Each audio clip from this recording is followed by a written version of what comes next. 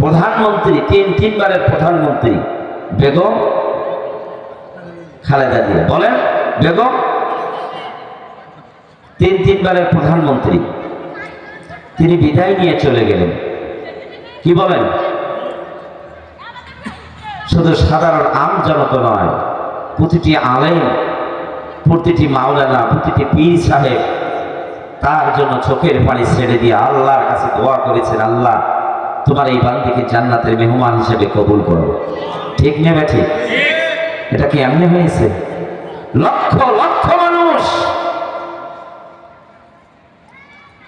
President Ziaur Rahman, শহীদ president Ziaur Rahman, তিনিও চলে গেছেন, লক্ষ লক্ষ মানুষ তাকে বিদায় জানিয়েছে। ঠিক নেবে? ঠিক। জাতি আজও মনে রাখছে। আমার মনে হয় বাংলার জমিনটা যতদিন থাকবে ততদিন প্রেসিডেন্ট জিয়াউর রহমানের নাম স্বর্ণ অক্ষরে ইতিহাসের পাতায় লেখা থাকবে। কেন বলেন তো? ভালো মানুষ, তারা শুধু বক্তৃতায় বিশ্বাসী ছিলেন না, কর্মক্ষেত্রে তাদের আদর্শটা প্রয়োগ করে গিয়েছেন। কথা বলেন, ঠিক নেবে? ঠিক। তারা রাজনৈতিক জীবন পরিচালনা করেছেন কোন ব্যক্তির স্বার্থে নয়, দেশের সার্বভৌম রক্ষার জন্য শেষ পর্যন্ত জীবনটা পর্যন্ত দেওয়া লেগেছে। কথা বলেন, ঠিক নেবে? ঠিক। এই ব্যক্তিগুলো রাজনৈতিক দিক, আর বাকি যারা এগুলো সব পেট নীতি, সোনার দল। কথা বলেন, ঠিক নেবে? ঠিক। আরো একজন প্রধানমন্ত্রী বিদায় নিয়ে মরে নাই, সেটা বিদায় নিয়ে গেছে, সেটা কিন্তু লক্ষ লক্ষ মানুষ খুঁজছিল। কি বিদায় দেয় নাই? খুঁজছিল। কেন খুঁজছিল?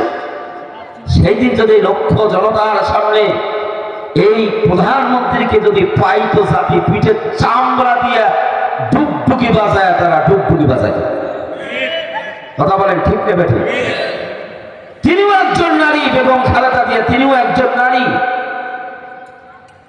একজন নারী বিদায় হয়ে গেল, লক্ষ লক্ষ আলেম তার জন্য চোখের পানি ঝরিয়ে আল্লাহর কাছে জান্নাতের কামনা করলেন। আর আরেকজন বিদায় হয়ে গেল, জাতি আজও খুঁজতেছে তাকে। কথা বলেন, ঠিক নেবে? ঠিক। হ্যাঁ, মাঝে মাঝে স্ট্যাটাস দেয়, চুপ করি বলে ঢুকবে, খালি ঢুকিয়ে দেয়। আমার ভাইরা, তবে এনার জীবনটা ছিল, ইনি আলেম বিদ্বেষী ছিলেন না। সব সময় তিনি আলেমদেরকে বলেছিলেন,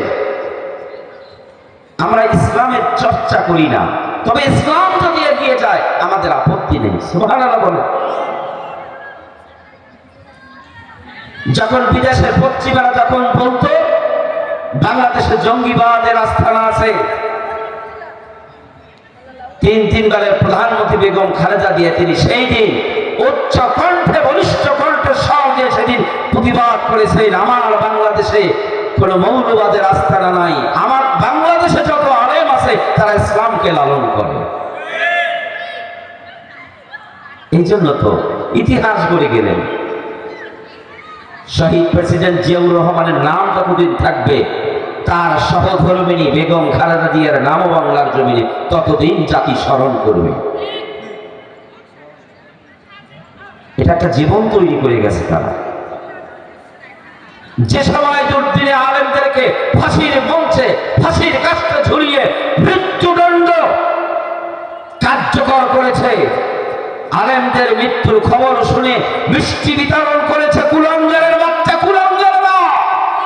সেই সময় আলেমদের পক্ষ নিয়ে বেগম খালেদা দিয়ে প্রতিবাদী স্বর দিয়ে তিনি প্রতিবাদ করেছেন। কথা বলেন, ঠিক না? ঠিক।